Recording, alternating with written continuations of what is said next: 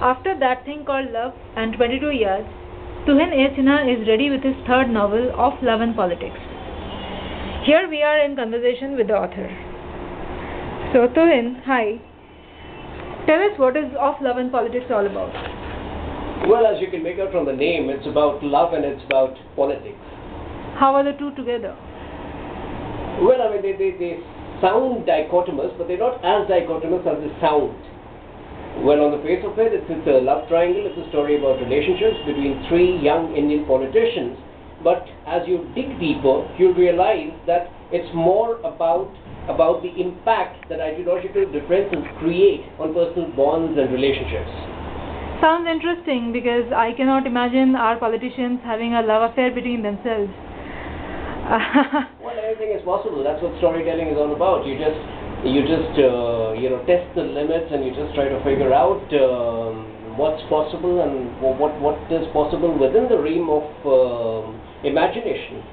But yes, I mean, like my previous books, there's a very thin line which separates certain portions of the book from where reality and fiction tend to get submerged.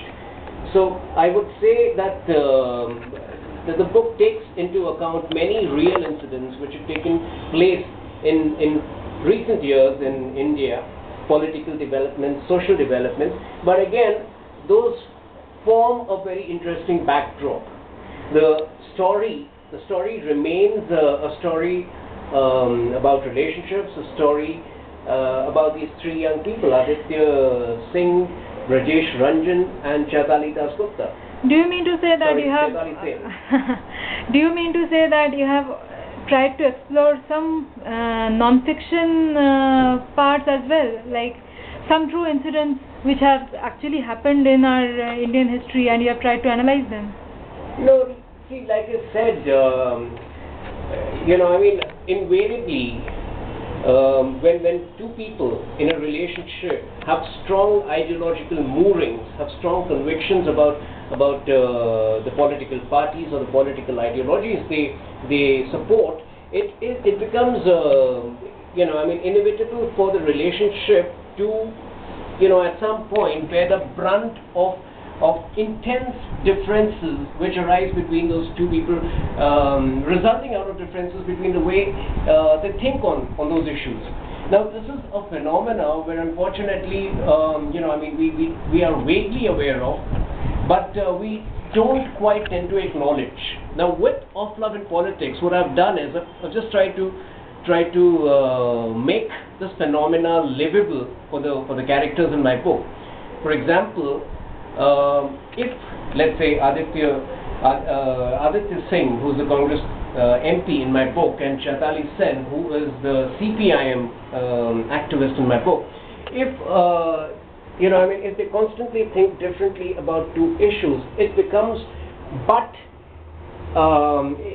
it just becomes natural for their relationship to get strained at some point of time because of the differences in the thought process. Similarly, the BJP guy Rajesh Ranjan and Chaitali would think absolutely different on the Naxal movement, or on the Gujarat riots.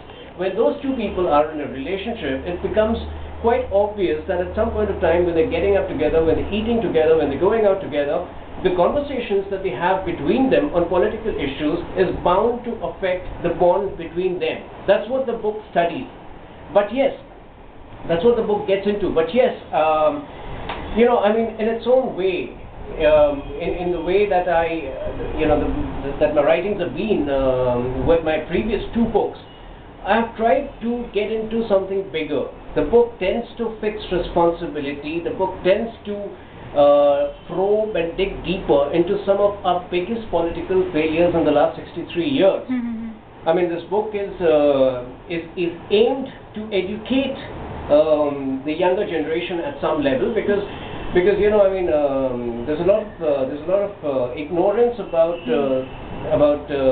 things which have happened in the early years of our independence, about let's say anything which happened before the liberalization phase, which began in 91-92. Let me just interrupt here. Biggest political failures of post-independence And I have also heard that you have used real names of the political parties, which can, in our country, given our country, can dig up a lot of controversies. Aren't you scared? Well, I mean, if I was scared, I wouldn't be writing it. I guess it's a book that had to be written. What makes you so so cool about this particular thing? In our country, every simple thing. Cool about it. I just said it's a book which had to be written. I mean, somebody has to call a spade, and somebody has to start the cleaning process somewhere. Post 26/11, there has been a lot of awareness among the youth about the complacent attitude of our politicians, about the complacent manner in which the country has been run, because of which, there has been an unprecedented spurt in terror strikes. The security of the country has been endangered. So in fact, that's the reason why 26/11 has been used in the cover. What I'm trying to say is that there is an increased awareness among the people, and this book only kind of supplements that process of making the youth of our country more informed, more educated about our political system, about the way the country is run, and it basically induces them to be more participative in the whole process. So you're trying to say that you have somewhere tried to voice out the thoughts of the youth, or the way they should be thinking at this stage, and try to invite their participation in maybe managing the nation. That's what I would like to think. Ideally that's what I would like to think. See, when if the book does serve that purpose, nothing like it, because when a writer gets into a subject, it's like beginning a new romance, beginning a new journey, and it takes hell of an effort getting into the characters, getting into the doing the research which it takes. So if at the end of it the book does serve a positive purpose in the interest of the country, nothing like it. Nothing can be more satisfying for the author. Sounds really brilliant, Tuhin. But deviating a little from Of Love and Politics, I find That Thing Called Love, a book on relationships, 22 Yards, a book on a kind of a cricket thriller, and then Of Love and Politics, romance set up in a political background. All the three ideas are very different from each other. It's very difficult to trust that all of the three come from the same author. How do you justify that? Well, I always wanted to be prolific as a writer. If I were to write the same kind of books all my life, I wouldn't want to be a writer in the first place.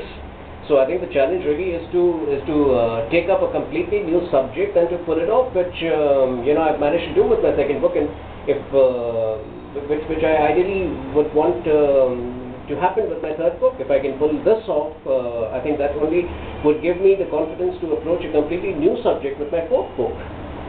And so when you look back, are you happy with your journey, the way it has shaped up? Well, I'm happy. I'm not satisfied.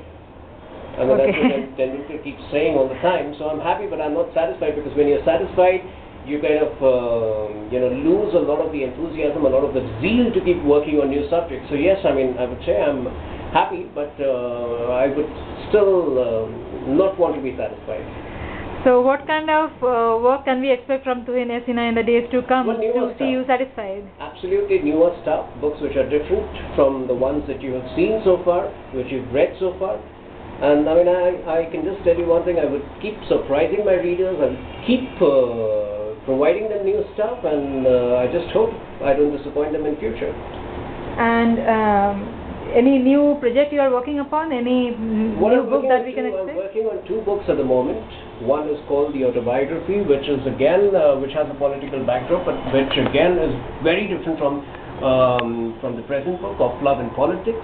Hopefully that should release sometime next year. And I'm working on another book which is a non-fiction book, which again will be very educative for people. Thanks a lot, Tuhin. Thanks for your patience.